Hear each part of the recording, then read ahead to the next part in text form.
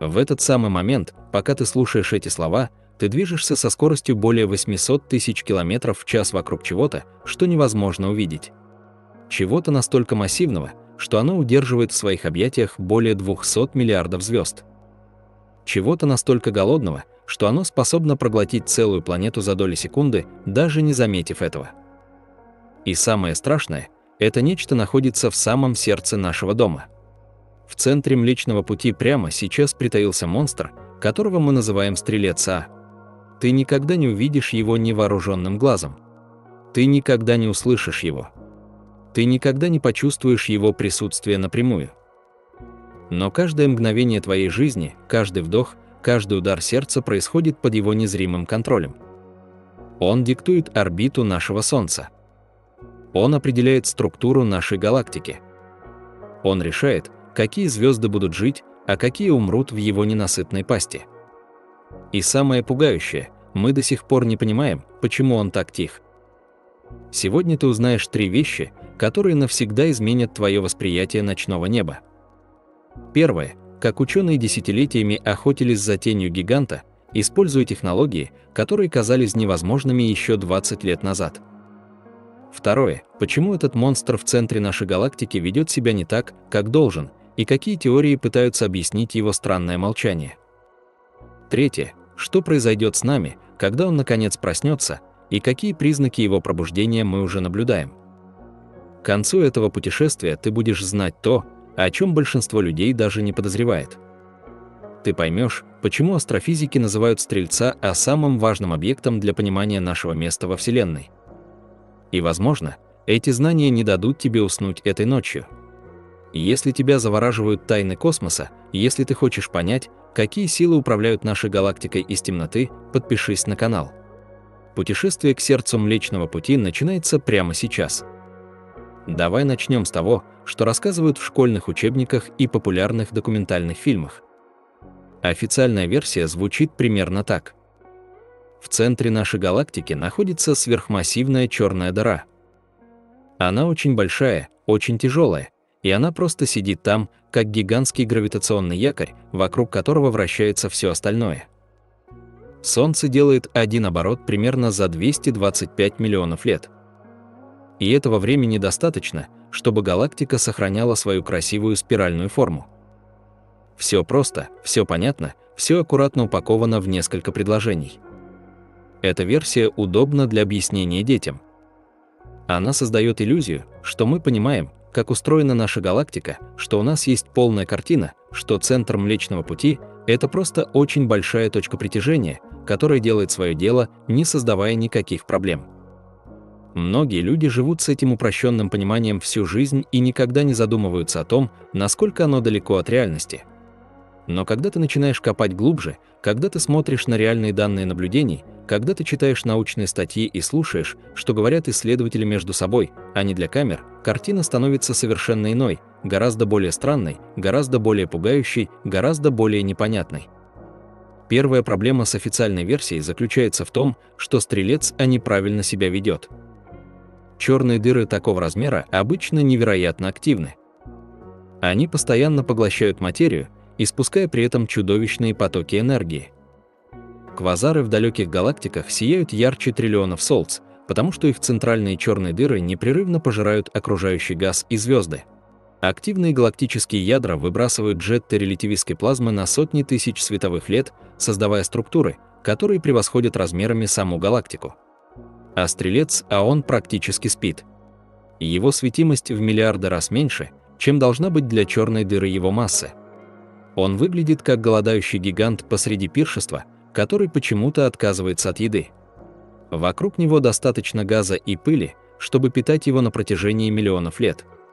Рядом с ним проносятся звезды, некоторые из которых подходят настолько близко, что должны были бы терять свою материю под действием приливных сил.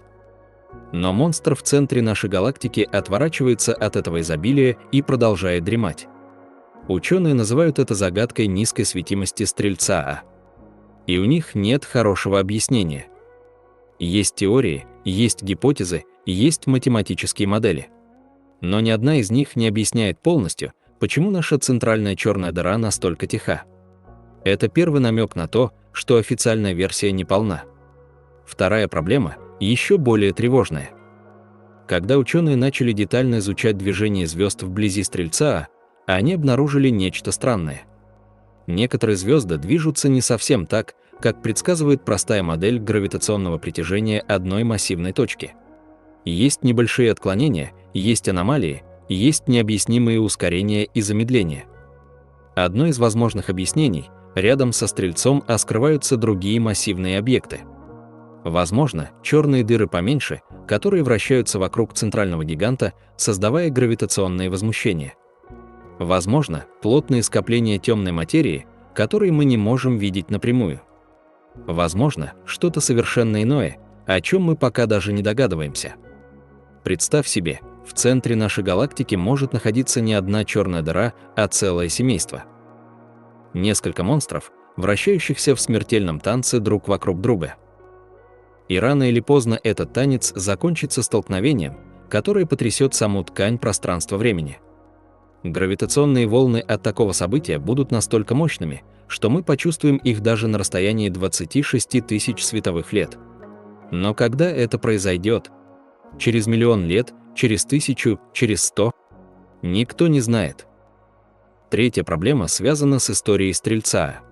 Мы привыкли думать о нем как о стабильном, неизменном объекте, как о древнем стражнике, который всегда был там и всегда будет. Но данные говорят об обратном. Всего несколько миллионов лет назад, мгновение по космическим меркам, Стрелец А был гораздо активнее. Он испускал мощные потоки излучения, которые до сих пор видны как гигантские пузыри над и под плоскостью галактики. Эти структуры, известные как пузыри Ферми, простираются на 50 тысяч световых лет в каждую сторону. Они являются эхом прошлой активности нашей центральной черной дыры, напоминанием о том, что монстр не всегда спал, и если он просыпался в прошлом, он проснется снова. Вопрос только в том, когда. Есть еще одна деталь, которую редко упоминают в популярных объяснениях. Стрелец А – это не просто гравитационный центр нашей галактики, это еще и гигантская машина времени. Вблизи его горизонта событий время течет совершенно иначе, чем для нас. Если бы ты мог каким-то образом приблизиться к краю черной дыры и посмотреть наружу, ты увидел бы, как вся история Вселенной проносится мимо в ускоренной перемотке. Звезды рождаются и умирают за секунды. Галактики сталкиваются и сливаются за минуты. Миллиарды лет сжимаются в краткие мгновения, но для внешнего наблюдателя ты бы казался застывшим на месте, навсегда замершим у порога бездны, никогда не падающим, но и никогда не способным вернуться.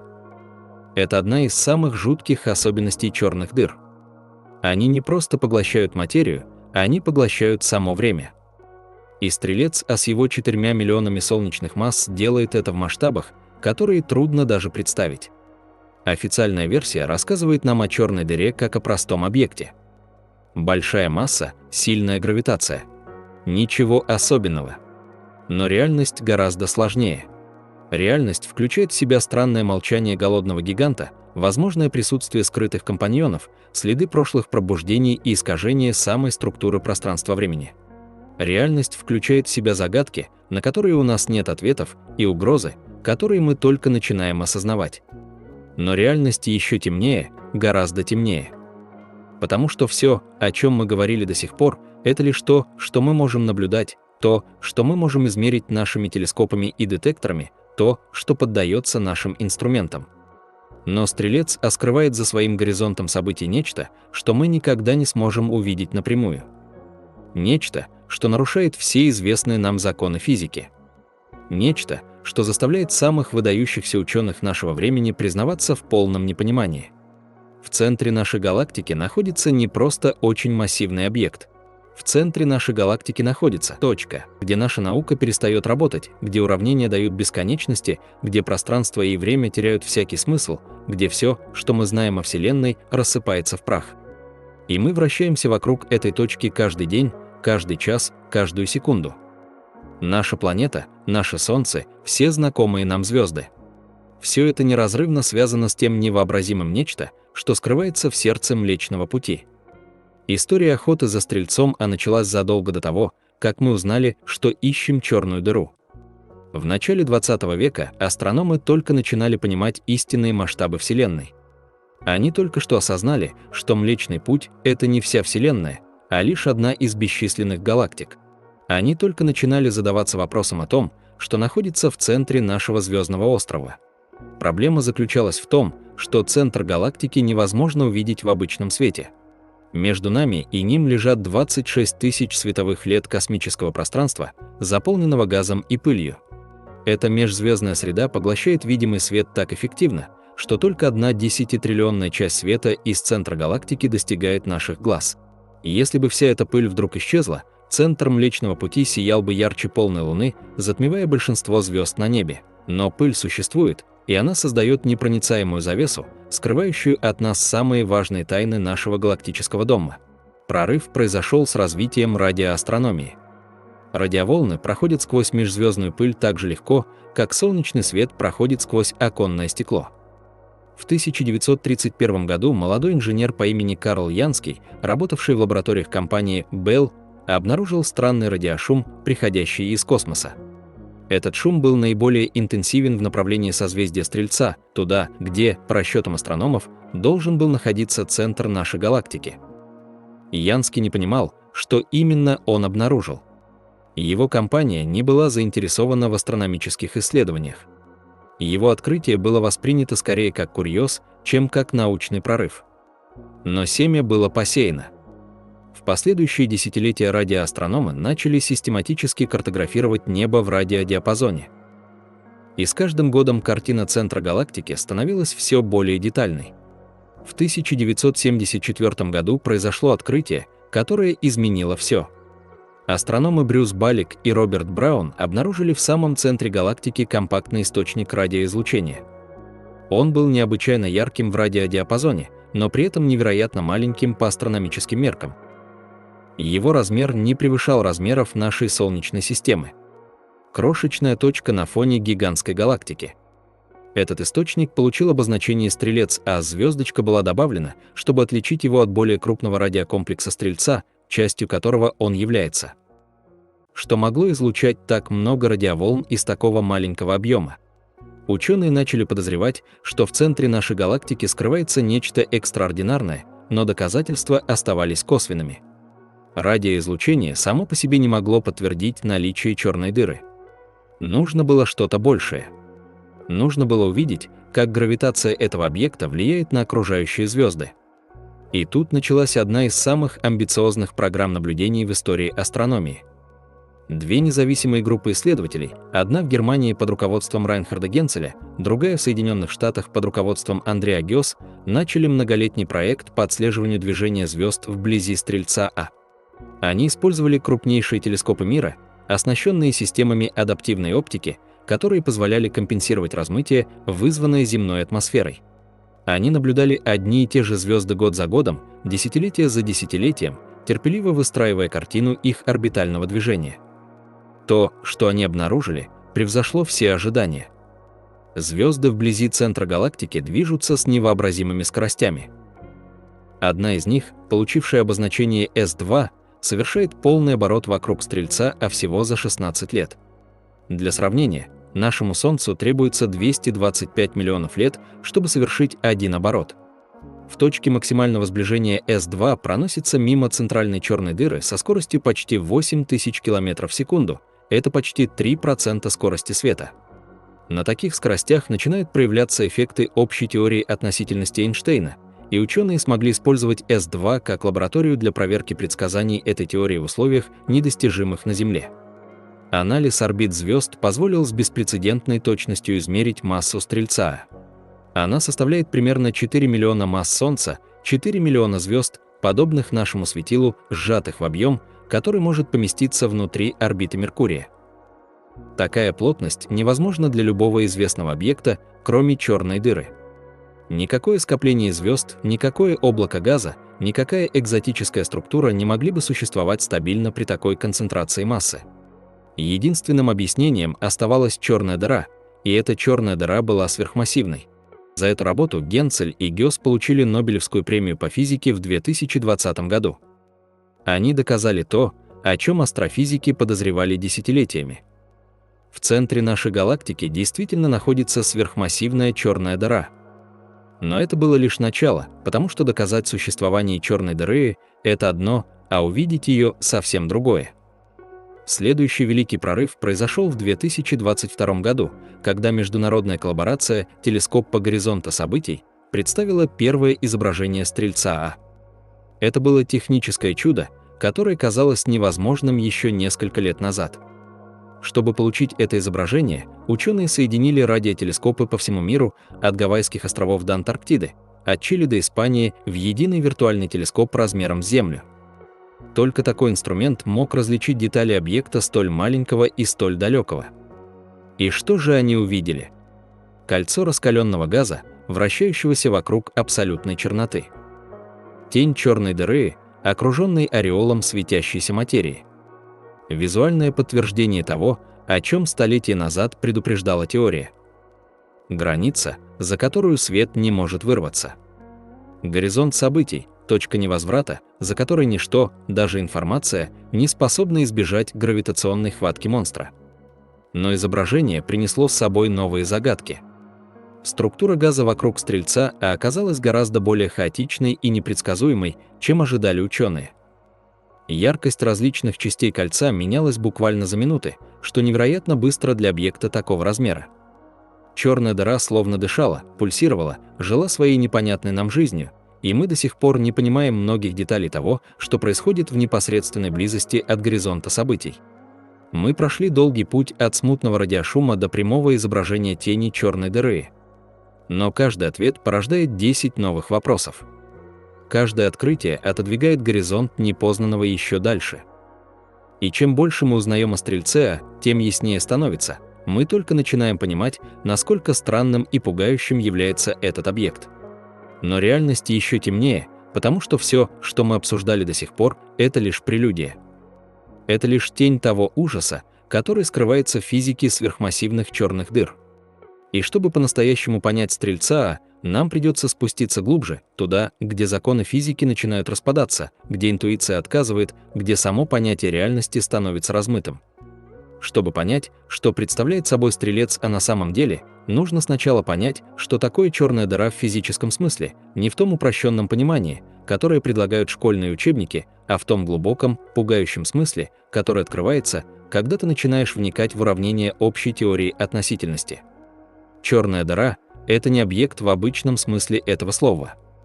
Это не твердое тело, это не газовое облако, это даже не какая-то экзотическая форма материи. Черная дыра – это геометрия. Это искривление самого пространства-времени настолько сильное, что оно замыкается само на себя. Это ловушка, созданная не из вещества, а из самой ткани реальности. И когда ты осознаешь это, ты начинаешь понимать, почему черные дыры являются самыми странными объектами во всей Вселенной. Представь себе батут, на который положили тяжелый шар. Ткань батута прогибается под весом шара, создавая воронку. Если ты покатишь по батуту маленький шарик, он будет двигаться по искривленной траектории, притягиваясь к центру. Это грубая аналогия того, как масса искривляет пространство и создает то, что мы называем гравитацией. Но эта аналогия работает только для слабых гравитационных полей.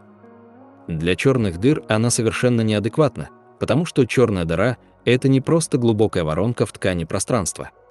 Это воронка, которая уходит в бесконечность. Это, где искривление становится настолько сильным, что ткань пространства-времени буквально рвется, где все линии падают внутрь и никогда не выходят наружу, где будущее всех траекторий неизбежно указывает в одном направлении – вниз, в центр, в точку абсолютной плотности. Стрелец А – это именно такая точка разрыва. 4 миллиона солнечных масс, сконцентрированных в области, которую невозможно измерить никаким известным инструментом. Все эти 4 миллиона звезд, сжатых в объем, который меньше расстояния от Земли до Солнца. Представь это. Возьми все вещество, из которого можно было бы построить 4 миллиона звезд размером с наше светило. Все эти протоны, нейтроны, электроны – все это невообразимое количество материи. А теперь сожми его в шар радиусом примерно 12 миллионов километров. Это радиус Шварцшильда для Стрельца А, граница горизонта событий, за которой начинается абсолютная тьма. 12 миллионов километров. Это кажется большим числом, когда ты думаешь о земных масштабах. Но в космических масштабах это невероятно мало. Для сравнения, даже Солнце имеет радиус около 700 тысяч километров. Орбита Меркурия имеет радиус около 58 миллионов километров. Это означает, что весь горизонт событий Стрельца мог бы поместиться внутри орбиты Меркурия. 4 миллиона Солнц в пространстве меньше, чем занимает наша внутренняя Солнечная система. Такая концентрация массы создает гравитационное поле, которое невозможно даже представить. Но что находится за горизонтом событий? Что происходит с материей, когда она пересекает эту невидимую границу и начинает свое последнее падение? Здесь мы входим в область, где наша физика начинает давать сбои, потому что, согласно общей теории относительности, вся материя, попавшая за горизонт событий, неизбежно падает к центру, к точке, которую мы называем сингулярностью. И в этой точке плотность материи становится бесконечной. Бесконечность. Это слово звучит абстрактно, почти философски, но в физике оно означает катастрофу.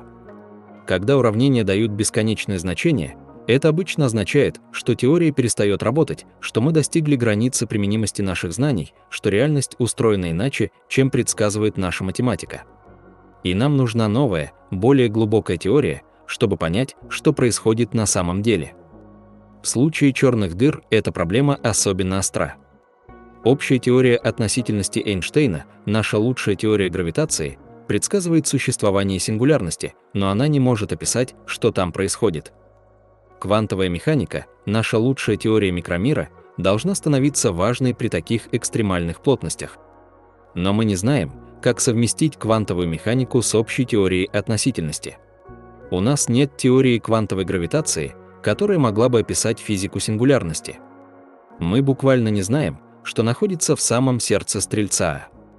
Некоторые теоретики предполагают, что сингулярности на самом деле не существует, что квантовые эффекты каким-то образом размывают ее, превращая бесконечную точку в конечную, хотя и невообразимо маленькую область.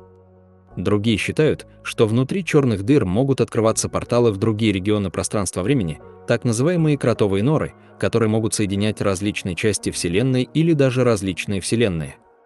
Третьи выдвигают еще более экзотические идеи о том, что информация, падающая в черную дыру, каким-то образом сохраняется на ее горизонте, формируя своеобразную голографическую запись всего поглощенного.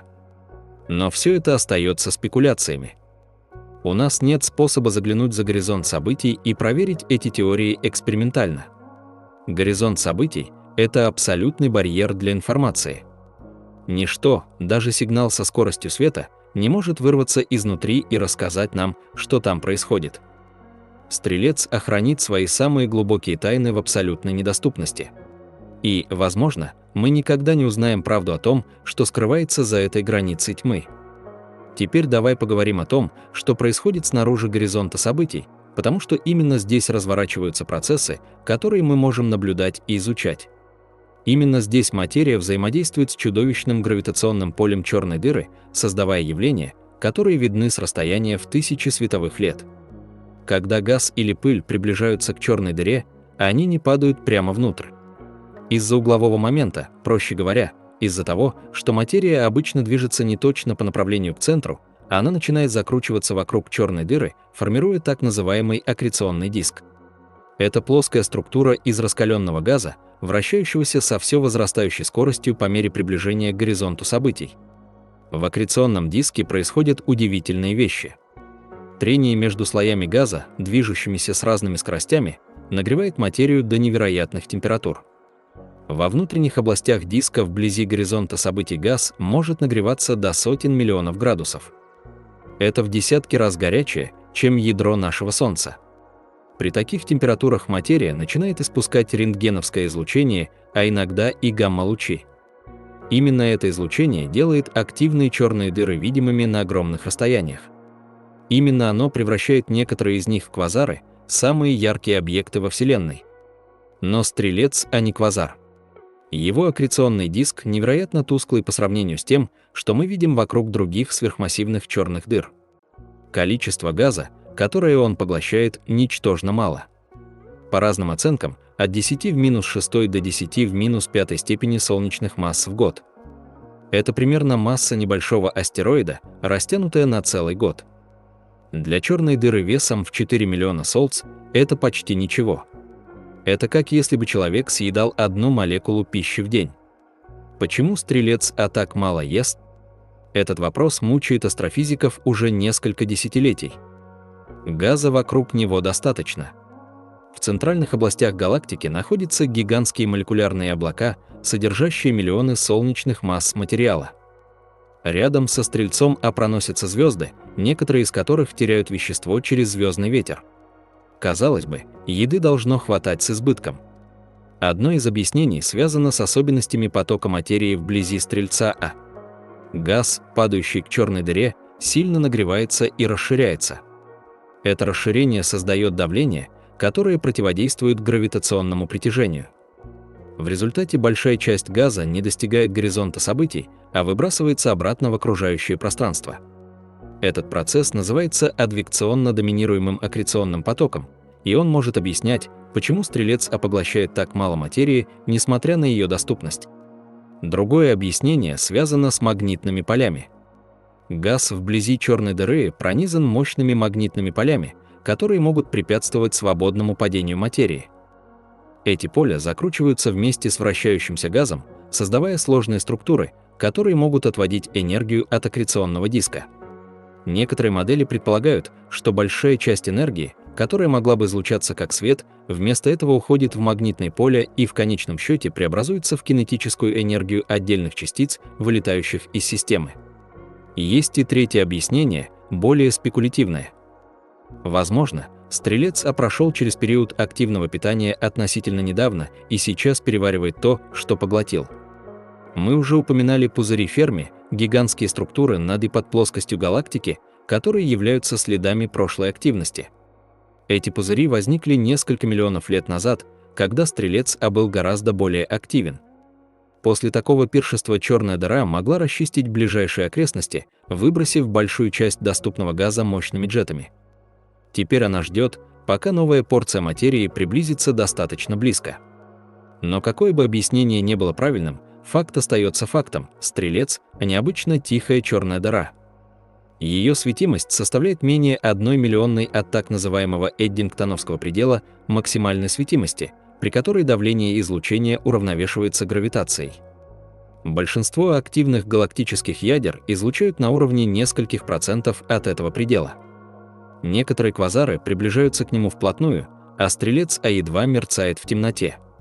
Это странное молчание имеет важные последствия для нашего понимания черных дыр. Оно показывает, что сверхмассивные черные дыры могут существовать в очень разных состояниях.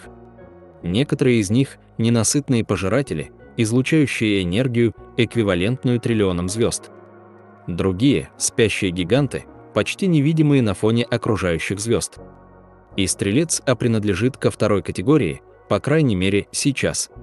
Теперь давай рассмотрим масштабы гравитационного влияния Стрельца А, потому что, хотя сама черная дыра относительно мала, ее гравитация простирается невероятно далеко и затрагивает огромное количество объектов. Непосредственно рядом со Стрельцом А в пределах нескольких световых лет находится плотное скопление звезд, известное как ядерное звездное скопление. Здесь концентрация звезд в миллионы раз выше, чем в окрестностях Солнца. Если бы ты находился на планете в этом скоплении, ночное небо было бы усыпано звездами настолько плотно, что между ними почти не оставалось бы темных промежутков. Свет от ближайших звезд освещал бы планету достаточно ярко, чтобы читать в любое время суток. Многие из этих звезд молодые, горячие, массивные гиганты. Их присутствие само по себе является загадкой. Обычно такие звезды формируются в спокойных молекулярных облаках, далеко от экстремальных гравитационных условий галактического центра. Но здесь они каким-то образом существуют, несмотря на приливные силы, которые должны были бы разорвать любое газовое облако, пытающееся коллапсировать в звезду. Возможно, эти звезды сформировались где-то в другом месте и были захвачены гравитацией центрального региона. Возможно, существуют какие-то особые механизмы звездообразования, работающие вблизи сверхмассивных черных дыр. Мы до сих пор не знаем точного ответа. На расстоянии нескольких световых лет от Стрельца А находится странная структура, известная как мини-спираль. Это поток ионизированного газа, падающего к черной дыре по сложным закрученным траекториям. Мини-спираль состоит из нескольких рукавов, каждый из которых имеет собственную историю происхождения и собственную судьбу. Часть этого газа в конечном счете достигнет аккреционного диска и будет поглощена. Часть будет выброшена обратно, а часть будет захвачена на стабильные орбиты, обреченные вечно кружить вокруг невидимого центра. Еще дальше, на расстоянии нескольких десятков световых лет, находится кольцо плотного молекулярного газа, известное как циркумъядерный диск. Это резервуар материи, который потенциально может питать Стрелец А в будущем. Масса этого диска составляет около 10 тысяч солнечных масс, достаточно, чтобы поддерживать активность черной дыры на протяжении миллиардов лет. Но между диском и черной дырой существует разрыв, область, относительно лишенная газа. Этот разрыв может быть результатом прошлых выбросов, которые очистили ближайшие окрестности Стрельца, а теперь увеличим масштаб еще больше. На расстоянии нескольких сотен световых лет от центра находится так называемая центральная молекулярная зона, регион с аномально высокой концентрацией плотного газа и пыли. Здесь условия настолько экстремальны, что обычные законы звездообразования, похоже, не работают. Газ здесь горячее, турбулентнее и плотнее, чем где-либо еще в галактике. Магнитные поля в этом регионе невероятно сильны, превышая типичные галактические значения в десятки раз. Космические лучи и частицы высокой энергии бомбардируют эту область с интенсивностью, многократно превышающей ту, что мы наблюдаем вблизи Солнца. Все эти особенности – прямой результат близости к Стрельцу, а сверхмассивная черная дыра доминирует над физикой этого региона, определяя движение газа, звезд и пыли. Она создает уникальную среду, не похожую ни на что другое в нашей галактике. И изучение этой среды позволяет нам понять, как сверхмассивные черные дыры взаимодействуют со своими хозяйскими галактиками. Но влияние Стрельца А простирается еще дальше. Гораздо дальше. На масштабах тысяч световых лет его гравитация становится частью общего гравитационного поля галактики, сливаясь с влиянием звезд, газа и темной материи. Но даже здесь его присутствие можно обнаружить по характерным особенностям орбит звезд и структуре галактического балджа, центрального утолщения Млечного Пути. И, конечно, есть наше Солнце, расположенное на расстоянии примерно 26 тысяч световых лет от центра. Оно совершает полный оборот вокруг Стрельца А за 225 миллионов лет. Это называется галактический год. За время существования Солнца, около 4,5 миллиардов лет, оно совершило примерно 20 полных оборотов вокруг галактического центра. 20 раз наша звезда вместе со всеми своими планетами описала гигантскую дугу через галактику, подчиняясь невидимой хватке монстра в центре. Мы часто думаем о Солнце как о независимом объекте, свободно плывущем через космос. Но это иллюзия. Солнце – такой же пленник Стрельца А, как и любая звезда в ядерном скоплении. Просто мы находимся достаточно далеко, чтобы не чувствовать приливных сил, которые разрывают звезды вблизи горизонта событий. Достаточно далеко, чтобы орбита нашей звезды была относительно стабильной. Достаточно далеко, чтобы жизнь могла развиться и существовать на протяжении миллиардов лет. Но все равно мы в плену. Все мы. Скорость, с которой Солнце движется вокруг галактического центра, составляет примерно 220 км в секунду. Это около 800 тысяч километров в час.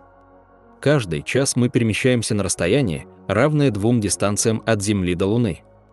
Но мы не чувствуем этого движения, потому что все вокруг нас – Земля, Луна, другие планеты, ближайшие звезды – движутся вместе с нами. Мы все части единого потока, увлекаемого гравитацией центральной черной дыры. И вот здесь мы подходим к границе нашего понимания, потому что, несмотря на все эти данные, несмотря на десятилетия наблюдений и тысячи научных статей, мы все еще не понимаем многих фундаментальных вещей о Стрельце А. Мы не понимаем, как он образовался. Сверхмассивные черные дыры существовали уже в ранней Вселенной, менее чем через миллиард лет после Большого взрыва. Это слишком мало времени для того, чтобы они могли вырасти из обычных звездных черных дыр путем медленного поглощения материи. Должен был существовать какой-то другой механизм. Возможно, прямой коллапс гигантских газовых облаков, возможно, слияние множества первичных черных дыр, возможно, что-то совершенно иное. Но мы не знаем точно. Мы не понимаем, почему масса Стрельца А именно такая, какая есть. существует загадочная корреляция между массой центральной черной дыры и свойствами галактики, в которой она находится. Чем массивнее галактика, чем быстрее движутся звезды в ее центре, тем массивнее черная дыра. Эта связь настолько точна, что кажется не случайной. Она указывает на какую-то глубокую связь между ростом черных дыр и эволюцией галактик. Но природа этой связи остается загадкой. Мы не понимаем, что происходит с информацией, падающей в черную дыру. Согласно квантовой механике, информация не может быть уничтожена. Но согласно общей теории относительности, все, что падает за горизонт событий, неизбежно исчезает в сингулярности. Эти два фундаментальных принципа противоречат друг другу, создавая так называемый информационный парадокс. Над его решением бьются лучшие теоретики мира уже несколько десятилетий, и до сих пор нет консенсуса. Мы не понимаем, испаряются ли черные дыры на самом деле. Стивен Хокинг предсказал, что черные дыры должны медленно излучать энергию из-за квантовых эффектов вблизи горизонта событий. Это излучение настолько слабое, что мы никогда не сможем наблюдать его напрямую для черных дыр звездного или сверхмассивного класса. Мы можем только надеяться обнаружить его у гипотетических первичных черных дыр микроскопического размера, если они вообще существуют. Мы не понимаем даже, уникален ли стрелец А. В нашей галактике могут скрываться другие черные дыры промежуточной массы, слишком тяжелые, чтобы быть остатками обычных звезд, но слишком легкие, чтобы считаться сверхмассивными. Некоторые наблюдения указывают на возможное присутствие таких объектов в плотных звездных скоплениях. Если они существуют, они могут быть семенами будущих сверхмассивных черных дыр или остатками каннибализма, когда Млечный Путь поглощал меньшие галактики вместе с их центральными черными дырами. Наука принесла нам невероятное количество знаний о Стрельце А. Мы знаем его массу с точностью до нескольких процентов. Мы знаем расстояние до него с погрешностью менее 1%. Мы видели его тень. Мы наблюдали звезды, танцующие вокруг него. Мы измерили его излучение в десятках различных диапазонов электромагнитного спектра. Но каждый ответ открывает новые вопросы. Каждое открытие обнажает новые глубины нашего невежества. И чем дальше мы заходим, тем яснее становится. Мы только начинаем понимать, насколько сложным и загадочным является этот объект в центре нашего галактического дома. Черные дыры – это место, где встречаются все нерешенные проблемы фундаментальной физики. Квантовая гравитация, информационный парадокс, природа пространства и времени, происхождение Вселенной. Все эти вопросы сходятся в одной точке. И Стрелеца, ближайшая к нам сверхмассивная черная дыра, является нашей лучшей лабораторией для их изучения. Но некоторые вещи, возможно, навсегда останутся за пределами нашего понимания.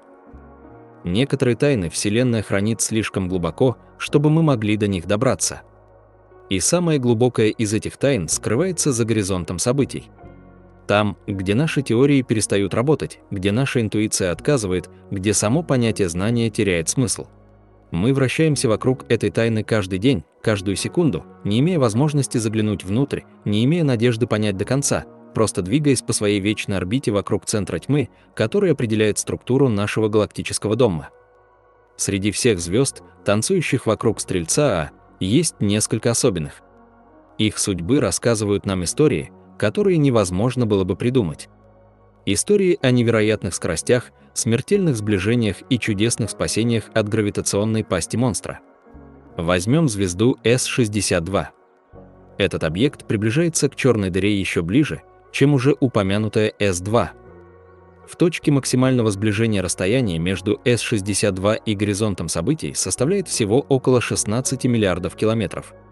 Это кажется большим числом, но в контексте орбит вокруг сверхмассивной черной дыры это пугающе мало. В этот момент звезда разгоняется до скорости, составляющей почти 6% от скорости света. Представь себе, целая звезда, раскаленный шар плазмы весом примерно в 2 солнечные массы, несется через пространство со скоростью около 18 тысяч километров в секунду. За 1 секунду она пролетает расстояние, равное половине окружности Земли. При таких скоростях начинают происходить странные вещи. Время на борту этой звезды течет чуть медленнее, чем для нас. Ее масса немного увеличивается из-за релятивистских эффектов. Свет, который она испускает, меняет свой цвет, сдвигается к красному краю спектра, когда звезда удаляется, и к синему, когда приближается. Эти эффекты невелики по сравнению с тем, что происходит непосредственно у горизонта событий, но они достаточно заметны, чтобы мы могли их измерить.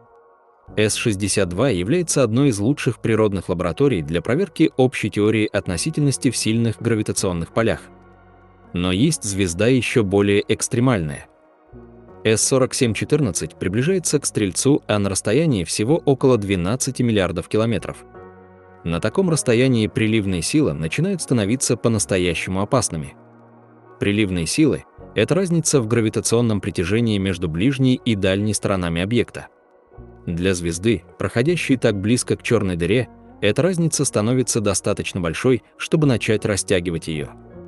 Пока С-4714 справляется с этим испытанием, и ее собственная гравитация удерживает ее в целости, но она находится на грани.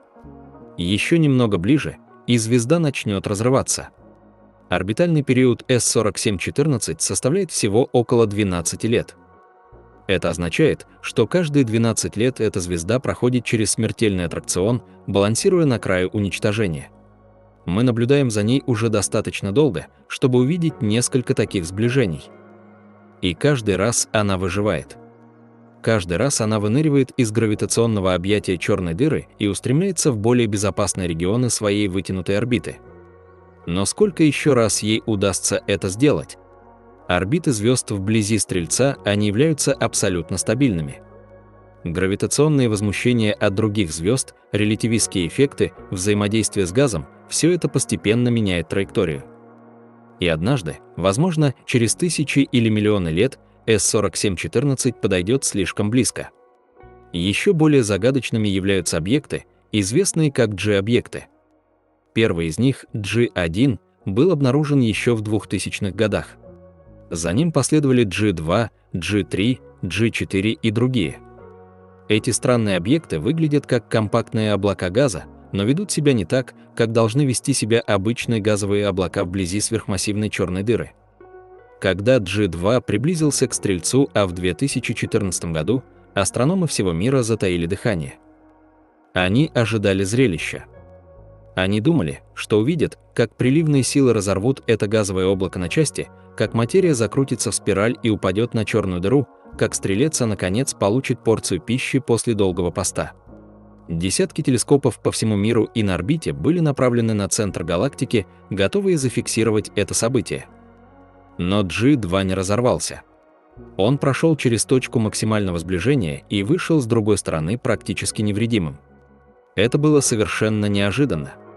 Обычное газовое облако такого размера должно было быть уничтожено приливными силами, но G2 каким-то образом сохранил свою целостность. Объяснение пришло позже. Скорее всего, G2 – это не просто облако газа.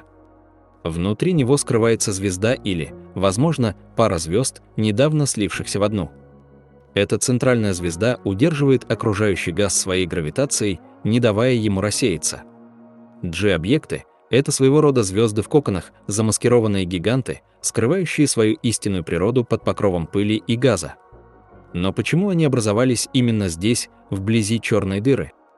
Одна из теорий предполагает, что G-объекты – это результат столкновений между звездами. В плотном звездном скоплении вокруг Стрельца, такие столкновения должны происходить относительно часто. Когда две звезды сталкиваются, они могут слиться, образуя одну более массивную звезду, окруженную облаком выброшенного вещества. Этот процесс занимает тысячи лет, и на протяжении этого времени объект выглядит как странное гибридное существо – частично звезда, частично облако. Если эта теория верна, G-объекты являются свидетелями космического насилия, происходящего в самом сердце нашей галактики. Они рассказывают нам о мире, где звезды не просто мирно существуют рядом друг с другом, а активно сталкиваются, сливаются, уничтожают друг друга. Мир, где плотность населения настолько высока, что катастрофы неизбежны. Есть и еще более странные находки. В 2020 году астрономы обнаружили объект, получивший обозначение X7. Это вытянутая структура из газа и пыли, растянутая приливными силами Стрельца, в длинную нить. X7 выглядит как комета с хвостом, только в 1000 раз больше. Его длина составляет около 3000 астрономических единиц. Это примерно в 50 раз больше расстояния от Солнца до Плутона. X7 обречен. Приливные силы продолжают растягивать его, и к середине этого столетия он должен полностью разрушиться. Его вещество рассеется, часть упадет на черную дыру, часть будет выброшена на более далекие орбиты. Мы наблюдаем в реальном времени процесс приливного разрушения, медленную смерть объекта в гравитационных объятиях монстра. Откуда взялся X7? Возможно, это остаток звезды, которая подошла слишком близко к Стрельцу, и была частично разорвана. Возможно, это выброс вещества от столкновения двух других объектов. Возможно, это часть более крупного газового облака, захваченного и деформированного гравитацией черной дыры. Мы не знаем точно, но мы знаем, что его дни сочтены. Все эти объекты – S62, S4714, G-объекты, X7 и многие другие – рассказывают нам одну и ту же историю. Историю о том, что окрестности Стрельца – это не тихое, спокойное место, это арена непрерывного космического насилия. Звезды здесь живут в постоянной опасности. Газовые облака разрываются на части. Орбиты хаотичны и непредсказуемы. Столкновения неизбежны. Смерть всегда рядом. И это приводит нас к следующему вопросу. Что происходит, когда звезда все-таки подходит слишком близко? Что случается, когда приливные силы побеждают? Ответ называется событием приливного разрушения. Это один из самых катастрофических процессов во Вселенной. Когда звезда приближается к черной дыре достаточно близко, пересекая так называемый радиус приливного разрушения, разница в гравитационном притяжении между ее ближней и дальней сторонами становится больше, чем сила, удерживающая звезду в целости. И тогда звезда начинает разрываться. Процесс не мгновенный. Он разворачивается на протяжении часов или дней в зависимости от размеров звезды и массы черной дыры. Сначала звезда вытягивается в эллипсоид, потом в длинную сигару, потом в тонкую нить. Эта нить закручивается вокруг черной дыры, образуя сложную спиральную структуру. Часть вещества звезды приобретает достаточную скорость, чтобы вырваться в открытый космос и улетает прочь от места катастрофы. Другая часть теряет энергию и падает на аккреционный диск черной дыры. Когда это вещество достигает аккреционного диска, происходит невероятный выброс энергии. Газ нагревается до миллионов градусов, испуская интенсивное рентгеновское и ультрафиолетовое излучение. На короткое время, несколько недель или месяцев, черная дыра становится яркой. Очень яркой. Светимость события приливного разрушения может превышать светимость всей галактики, в которой оно происходит. Миллиарды звезд меркнут перед вспышкой смерти одной. Мы наблюдали множество таких событий в других галактиках. Они происходят относительно редко, примерно 1 на 10 тысяч лет в типичной галактике. Но во Вселенной миллиарды галактик, поэтому современные телескопы обнаруживают десятки событий приливного разрушения каждый год. Каждая из них – это гибель звезды, похожей на наше Солнце в пасти космического монстра. Происходят ли такие события вблизи Стрельца? Почти наверняка да.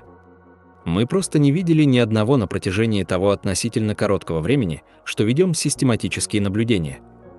Но следы прошлых событий есть. Некоторые особенности структуры газа вблизи черной дыры могут быть объяснены остатками давних приливных разрушений. Странные потоки вещества, аномальные концентрации определенных элементов, необъяснимые температурные градиенты – все это может быть эхом давних катастроф. Есть косвенные свидетельства того, что одно такое событие произошло относительно недавно по космическим меркам, возможно, несколько сотен лет назад. Наблюдения показывают, что газ в окрестностях Стрельца до сих пор реагирует на какое-то мощное энергетическое событие в прошлом. Молекулярные облака на расстоянии нескольких сотен световых лет от центра флуоресцируют в рентгеновском диапазоне, словно отражая свет от давно погасшего прожектора. Это явление, известное как рентгеновское эхо, указывает на то, что несколько веков назад Стрелец был в миллионы раз ярче, чем сейчас. Что вызвало эту вспышку? Возможно, звезда, упавшая слишком близко. Возможно, крупное облако газа, захваченное гравитацией. Возможно, что-то совершенно иное. Мы видим только эхо, а не сам источник. Но это эхо достаточно громкое, чтобы быть услышанным через века. И это приводит нас к еще более пугающей теме.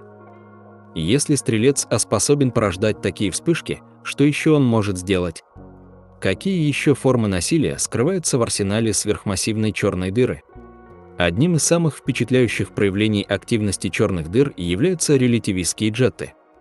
Это узкие потоки плазмы, разогнанные до скоростей, близких к скорости света. Они выстреливают из полюсов черной дыры, пронзая пространство на сотни тысяч, а иногда и на миллионы световых лет. Джеты несут колоссальную энергию, достаточную, чтобы влиять на эволюцию целых галактик. Механизм формирования джетов до конца не понят, но общая картина выглядит примерно так. Когда вещество падает на черную дыру, часть его закручивается в аккреционный диск. Магнитные поля в этом диске усиливаются вращением, закручиваются и формируют структуры, напоминающие тугие пружины вдоль оси вращения черной дыры. Эти магнитные поля канализируют поток заряженных частиц, ускоряя их до релятивистских скоростей. Энергия для этого ускорения берется из вращения самой черной дыры, из колоссального резервуара вращательной энергии, накопленного за миллиарды лет поглощения материи. Стрелец не производит мощных джетов в настоящее время. По крайней мере, мы их не видим. Но это не означает, что он не способен на это. Черные дыры могут переходить из спокойного состояния в активное и обратно на протяжении своей истории. И есть признаки того, что Стрелец был активен в прошлом. Главным свидетельством являются уже упомянутые пузыри Ферми, гигантские структуры, простирающиеся над и под плоскостью Млечного Пути. Эти пузыри наполнены горячим газом и космическими лучами. Их форма и энергетика указывают на то, что они были созданы мощными выбросами из центра галактики несколько миллионов лет назад. Если Стрелец когда-либо производил джеты, эти пузыри – их наследие. Но несколько миллионов лет – это не так давно. По человеческим меркам это древность, но по меркам Вселенной – мгновение. Это означает, что переход от спокойного состояния к активному может произойти относительно быстро. И если это случилось в прошлом, это может случиться снова. Что произойдет, если Стрелец снова станет активным? Что если он начнет производить джеты, направленные, например, в сторону Солнечной системы? Прежде чем ответить на этот вопрос, нужно понять масштабы энергии, о которой мы говорим. Джеты активных галактических ядер несут энергию, эквивалентную миллионам сверхновых, выбрасываемую непрерывно на протяжении миллионов лет. Частицы в этих джетах разгоняются до энергий, недостижимых для любого земного ускорителя. Магнитные поля в них сжаты до невероятной интенсивности. Излучение охватывает весь электромагнитный спектр от радиоволн до гамма-лучей. К счастью, мы находимся далеко от центра галактики. 26 тысяч световых лет – это приличное расстояние. Даже если Стрелец станет активным и начнет производить джеты, вероятность того, что они будут направлены точно в нашу сторону, невелика. Джеты – узкие структуры, и их угол раскрытия составляет всего несколько градусов. Галактика большая, и мы – маленькая точка в ней. Но даже косвенное воздействие может быть значительным. Активизация центральной черной дыры означает усиление излучения по всем направлениям. Рентгеновские и гамма-лучи от активного ядра могут достигать окраин галактики, повышая фоновый уровень радиации. Космические лучи, частицы высокой энергии, ускоренные в окрестностях черной дыры, могут пронизывать всю галактику, бомбардируя планеты и звезды. Некоторые исследователи предполагают, что прошлые периоды активности Стрельца могли влиять на эволюцию жизни на Земле. Повышенный фон радиации мог вызывать мутации, ускорять эволюционные изменения, возможно, даже провоцировать массовые вымирания. Это спекулятивная идея, и прямых доказательств нет. Но она заставляет задуматься о том, насколько тесно наша судьба связана с далеким монстром в центре галактики. Есть еще один аспект насилия, связанный со Стрельцом А. Вблизи черной дыры происходят периодические вспышки, кратковременное увеличение яркости, которые мы наблюдаем в рентгеновском и инфракрасном диапазонах. Эти вспышки происходят почти ежедневно, и их яркость может возрастать в десятки и сотни раз за считанные минуты. Что вызывает эти вспышки? Точного ответа нет. Одна из гипотез связывает их с магнитными пересоединениями, резкими перестройками магнитных полей в аккреционном диске. когда магнитные силовые линии, закрученные в сложные структуры, внезапно перестраиваются, выделяется огромное количество энергии. Это похоже на солнечные вспышки, но в масштабах несравнимо больших. Другая гипотеза предполагает, что вспышки вызваны падением отдельных сгустков материи на черную дыру. Когда небольшое количество газа или пыли пересекает горизонт событий, оно нагревается до экстремальных температур и испускает кратковременный всплеск излучения. Каждая вспышка – это щепотка, микроскопическая трапеза монстра. Свидетельство того, что он продолжает питаться, хотя и скудно. Эти вспышки позволяют нам изучать физику в непосредственной близости от горизонта событий. Анализируя их временную структуру, мы можем делать выводы о размерах излучающей области, о скорости вращения аккреционного диска, о напряженности магнитных полей. Каждая вспышка – это сообщение из глубин гравитационной воронки, закодированное в фотонах высокой энергии. Но вспышки также напоминают нам о непредсказуемости Стрельца, а черная дыра может казаться спокойной на протяжении часов, а потом внезапно оживиться. Мы не можем предсказать, когда произойдет следующая вспышка. Мы не можем предсказать, насколько яркой она будет. Монстр в центре нашей галактики живет по своим законам, и мы можем только наблюдать. Среди всех форм космического насилия, связанных с черными дырами, особое место занимают гравитационные волны. Это рябь на самой ткани пространства-времени, порождаемая движением массивных объектов. Когда две черные дыры сближаются и сливаются, они производят невероятно мощные гравитационные волны, колебания, которые распространяются через всю Вселенную со скоростью света.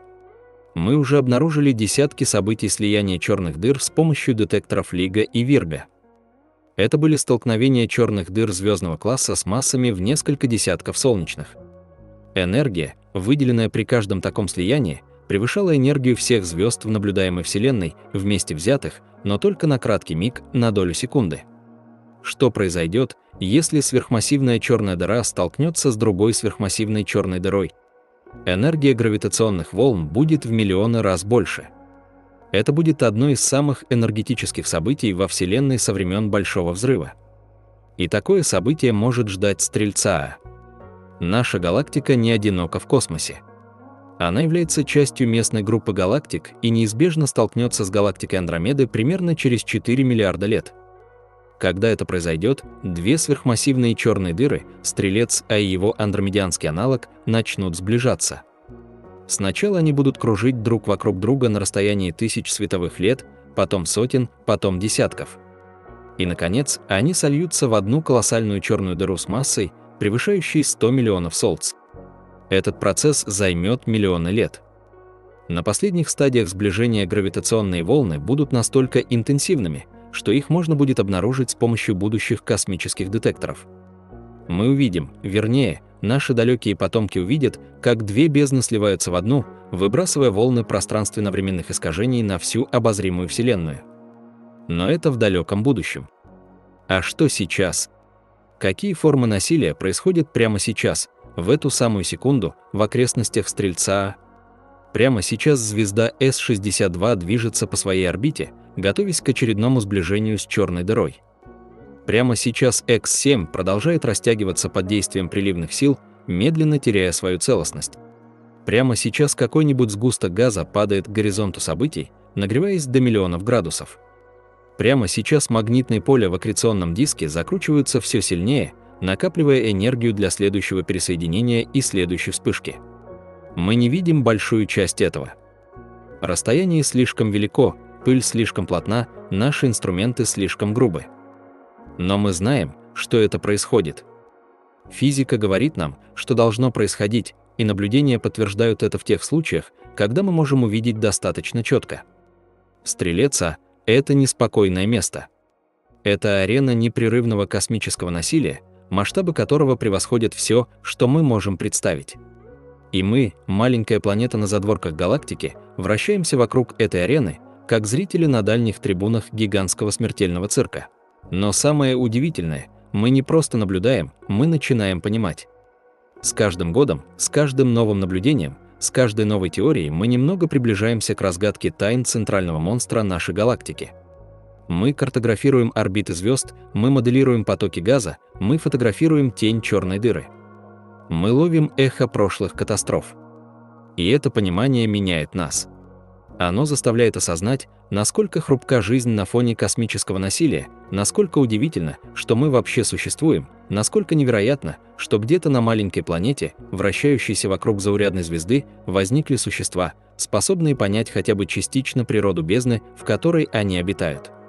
Потому что Стрелеца – это не просто объект где-то далеко в космосе. Это часть нашего дома. Это сердце галактики, в которой мы живем. Это сила, определяющая структуру нашего звездного острова. И его насилие – это часть нашей истории, нашего настоящего и, возможно, нашего будущего. Когда ты осознаешь все, о чем мы говорили, масштабы черной дыры, насилие в ее окрестностях, нашу орбиту вокруг невидимого монстра, неизбежно возникает вопрос, который не имеет отношения к физике. Вопрос, который касается не уравнений и наблюдений, а чего-то более глубокого, более личного. Что все это означает для нас? Мы – существа, которые появились на маленькой каменистой планете, вращающейся вокруг обычной желтой звезды, расположенной в относительно спокойном регионе спирального рукава галактики Млечный Путь. Мы появились здесь не потому, что Вселенная хотела нашего существования, не потому, что какой-то космический план предусматривал наше рождение.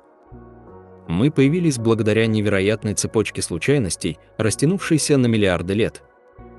И одной из этих случайностей является наше расстояние от Стрельца А. 26 тысяч световых лет. Не слишком близко, чтобы быть уничтоженными радиацией активного галактического ядра. Не слишком далеко, чтобы находиться в бедных металлами внешних регионах галактики, где формирование планет земного типа затруднено. Мы находимся в так называемой галактической обитаемой зоне, кольце на определенном расстоянии от центра, где условия благоприятствуют возникновению и развитию жизни. Это не заслуга, это удача. Чистая, слепая, невероятная удача. Задумайся об этом на мгновение. Если бы Солнечная система сформировалась на несколько тысяч световых лет ближе к центру, мы были бы подвержены гораздо более интенсивному воздействию космических лучей. Мутации в нашей ДНК происходили бы чаще. Рак был бы более распространенным.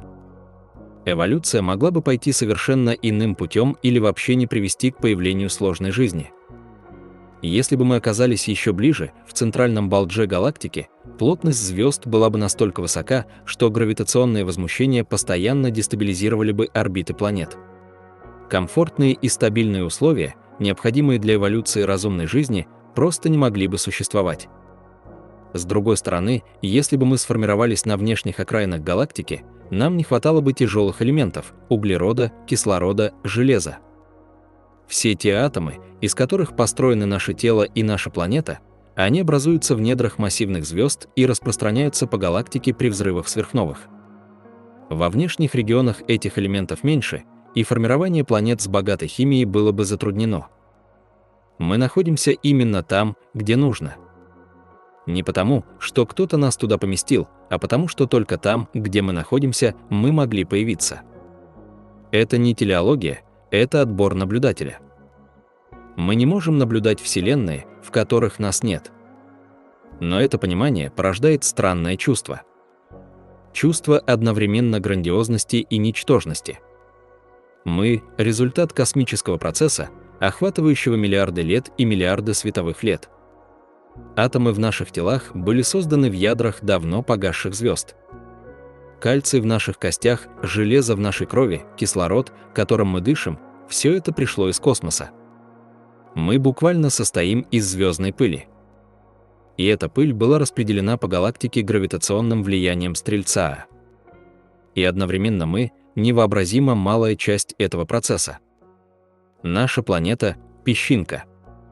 Наша звезда – искра.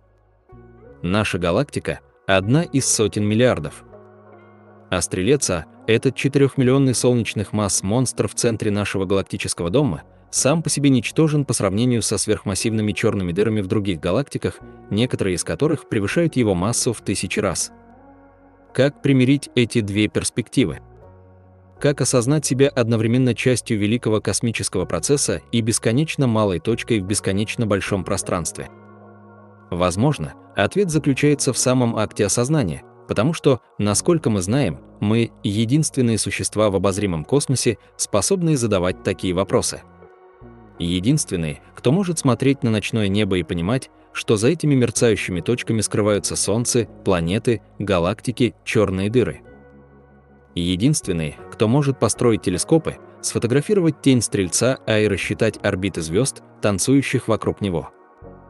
Это не делает нас особенными в каком-то метафизическом смысле. Вселенной все равно, существуем мы или нет. Стрелец будет продолжать поглощать материю и искривлять пространство-время, независимо от того, наблюдает ли за ним кто-нибудь. Звезды будут рождаться и умирать. Галактики будут сталкиваться и сливаться. Космос продолжит свое холодное равнодушное существование. Но для нас, для этих странных скоплений атомов, обретших способность размышлять о своем происхождении, это имеет значение. Мы — способ, которым Вселенная познает себя. Это не преувеличение и не поэтическая метафора. Это буквальная истина. Атомы, составляющие наш мозг, образовались в звездах. Эти атомы организовались в структуры, способные обрабатывать информацию. И теперь эти структуры анализируют данные о звездах, о галактиках, о черных дырах. Вселенная буквально смотрит на себя через наши глаза и телескопы. Есть ли во Вселенной другие такие глаза? Есть ли другие цивилизации, которые смотрят на свои центральные черные дыры и задаются теми же вопросами? Мы не знаем. И это, возможно, самый глубокий вопрос из всех. Парадокс Ферми, названный в честь физика Энрико Ферми, формулируется просто: если Вселенная так велика и так стара, почему мы не видим никаких признаков других цивилизаций? Где все? Существует множество попыток ответить на этот вопрос.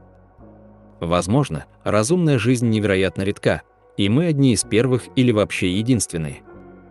Возможно, цивилизации уничтожают себя прежде, чем успевают распространиться по галактике. Возможно, они существуют, но предпочитают не обнаруживать себя. Возможно, они настолько отличаются от нас, что мы просто не распознаем их сигналы. Но есть еще одна возможность, связанная непосредственно с темой нашего разговора. Возможно, сверхмассивные черные дыры играют роль в судьбе цивилизаций, о которой мы не подозреваем. Представь себе цивилизацию, развившуюся в галактике с очень активным ядром.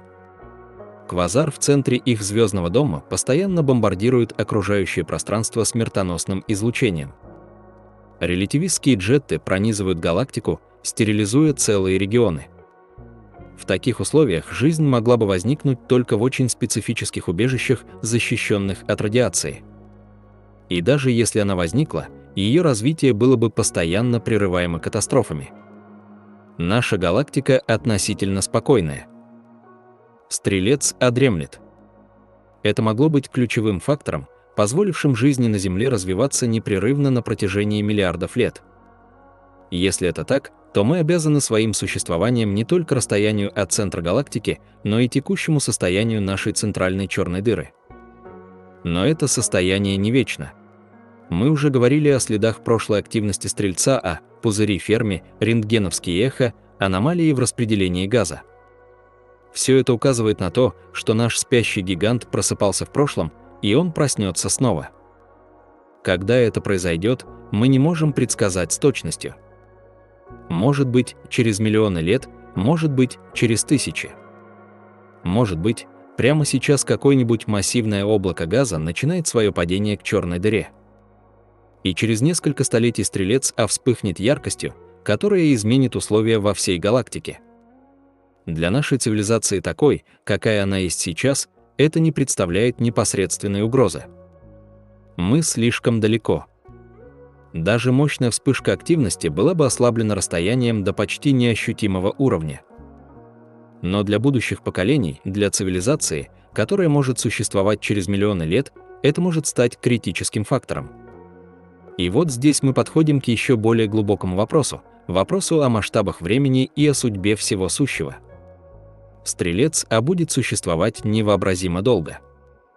Черные дыры – самые долговечные структуры во Вселенной. Когда все звезды погаснут, когда галактики рассеются, когда сама материя начнет распадаться, черные дыры все еще будут существовать. Они будут медленно испаряться через излучение Хокинга, но этот процесс займет время, которое невозможно даже представить. Для черной дыры массой со Стрельца время полного испарения составляет примерно 10 в 80 степени лет. Это число настолько огромно, что человеческий разум не способен его осмыслить. Для сравнения, возраст нашей Вселенной около 14 миллиардов лет или примерно 10 в 10 степени лет. Время испарения сверхмассивной черной дыры превышает текущий возраст Вселенной в большее количество раз, чем секунда превышает долю пикосекунды. На таких масштабах времени все, что мы знаем – звезды, планеты, жизнь, цивилизации – является мимолетной вспышкой. Кратким мигом тепла и света в бесконечной холодной темноте. Стрелец переживет не только нас, не только нашу цивилизацию, не только человечество как биологический вид. Он переживет Солнце, которое станет белым карликом через 5 миллиардов лет. Он переживет слияние Млечного Пути с Андромедой. Он переживет эпоху звездообразования, когда последние звезды догорят и погаснут. Он будет существовать в темную эру Вселенной, когда единственными оставшимися объектами будут черные дыры, медленно излучающие свое последнее тепло в бесконечную пустоту. Это перспектива, которая может показаться депрессивной, но есть другой способ взглянуть на нее. То, что мы существуем именно сейчас, в этот краткий промежуток космической истории, когда Вселенная наполнена светом, теплом и сложностью, это невероятная привилегия. Мы живем в эпоху звезд, эпоху, когда материя организуется в удивительные структуры, от молекул до клеток, от клеток до организмов, от организмов до цивилизаций. Эпоху, когда возможно познание, творчество, любовь. Стрелец напоминает нам об этом. Он напоминает нам о масштабах времени и пространства, о том, насколько хрупка и мимолетна жизнь, о том, насколько невероятно, что мы вообще существуем. И это понимание не источник отчаяния. Это источник благоговения. Благоговение перед чудом существования, перед сложностью Вселенной, перед нашей способностью понимать хотя бы части этой сложности.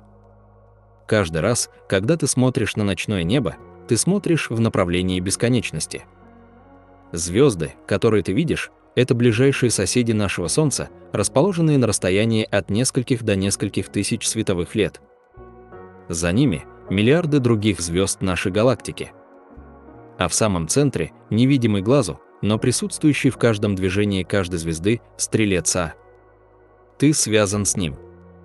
Гравитационно, исторически, экзистенциально.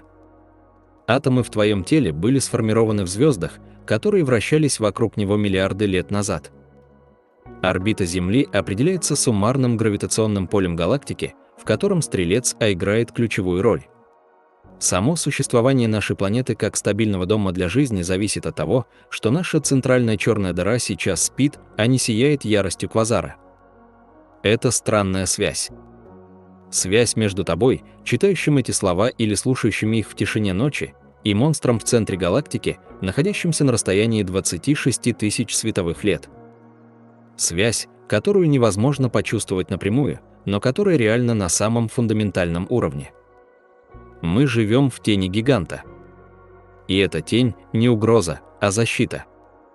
Пока Стрелец А спит, пока он довольствуется скудной диетой из случайных сгустков газа, пока он не порождает смертоносных джетов и катастрофических вспышек, мы в безопасности. Относительной безопасности, конечно. В космосе нет абсолютной безопасности. Но достаточной для того, чтобы цивилизация могла развиваться, чтобы наука могла накапливать знания, чтобы философия могла задавать вопросы о смысле существования. И вот мы здесь, маленькие существа на маленькой планете, вращающиеся вокруг маленькой звезды, вращающиеся вокруг огромной черной дыры. Мы смотрим во тьму и пытаемся понять ее. Мы строим инструменты, чтобы увидеть невидимое. Мы пишем уравнения, чтобы описать непостижимое. Мы рассказываем истории о монстрах в центре галактики, чтобы осмыслить свое место во Вселенной. Это и есть человеческий удел. Не покорять космос, он слишком велик для покорения. Не управлять черными дырами, они слишком могущественны для управления. Но понимать, хотя бы частично, хотя бы приблизительно, хотя бы метафорически. Стрелец останется загадкой еще очень долго. Возможно, навсегда. Мы никогда не узнаем, что находится за горизонтом событий. Мы никогда не поймем до конца физику сингулярности. Мы никогда не разгадаем все тайны, связанные с формированием и эволюцией сверхмассивных черных дыр. Но мы будем продолжать пытаться. Каждое новое поколение астрономов будет строить более мощные телескопы, разрабатывать более точные теории, задавать более глубокие вопросы. Каждое новое открытие будет приближать нас к пониманию и одновременно открывать новые горизонты непознанного. Это и есть наука, не набор готовых ответов, а процесс бесконечного вопрошания. И Стрелец – один из величайших вопросов, которые природа поставила перед нами. Когда ты закроешь глаза сегодня ночью, вспомни об этом. Вспомни, что где-то там, за завесой звезд и пыли, в самом сердце нашего галактического дома, притаился гигант, невидимый, неслышимый, неощутимый, но реальный, удерживающий в своих объятиях 200 миллиардов звезд, определяющий структуру мира, в котором мы живем, хранящий тайны, которые мы, возможно, никогда не разгадаем. Он был здесь до нас, он будет здесь после нас. Он – часть вечности, на которую нам дано смотреть лишь краткий миг. И в этом кратком миге мы нашли способ осознать его существование, понять хотя бы часть его природы, рассказать о нем истории. Это немало. Это на самом деле очень много. Это то, что делает нас уникальными, насколько мы знаем, во всей Вселенной. Ты – существо, способное понять черную дыру. Ты – существо, способное осмыслить масштабы времени и пространства. Ты – существо, способное чувствовать благоговение перед величием космоса. Не забывай об этом. Даже когда повседневность поглощает твое внимание, даже когда маленькие проблемы кажутся огромными, даже когда мир сужается до размеров комнаты, офиса, экрана телефона, там, снаружи, есть нечто большее, нечто бесконечно большее, и ты – часть этого. Стрелец будет ждать. Он никуда не денется. Каждую ночь, когда звезды появляются на небе, он там невидимый центр, вокруг которого вращается все. Каждый день, когда солнце освещает Землю, мы продолжаем наше путешествие вокруг него. Медленное 225-миллионнолетнее путешествие, которое началось задолго до появления динозавров и закончится задолго после того, как последний человек уйдет. Но сейчас, в это мгновение, в эту секунду, мы здесь живые, осознающие, способные удивляться. Пусть это удивление никогда не покинет тебя. Пусть тайна Стрельца напоминает тебе о чуде существования. Пусть тьма в центре галактики подчеркивает свет в твоем сознании. Потому что свет – это редкость во Вселенной. Сознание – еще большая редкость. А способность смотреть во тьму и находить в ней красоту, возможно, самая редкая вещь из всех. Спи спокойно. Завтра Стрелец будет на своем месте. И послезавтра, и через миллион лет он никуда не денется. А мы будем продолжать вращаться вокруг него. Маленькие существа вокруг огромного монстра, мгновенные искры сознания вокруг вечной бездны. И в этом вращении, в этом бесконечном танце материи и пустоты, света и тьмы, жизни и смерти есть своя красота. Красота, которую мы только начинаем видеть. Красота, которую мы, возможно, никогда не увидим полностью, но само стремление увидеть уже достаточно. Само вопрошание – уже ответ. Стрелец – невидимый гигант, сердце нашего дома, хранитель тайн, которые старше Солнца и переживут его. Он там прямо сейчас, прямо в эту секунду. И мы вокруг него.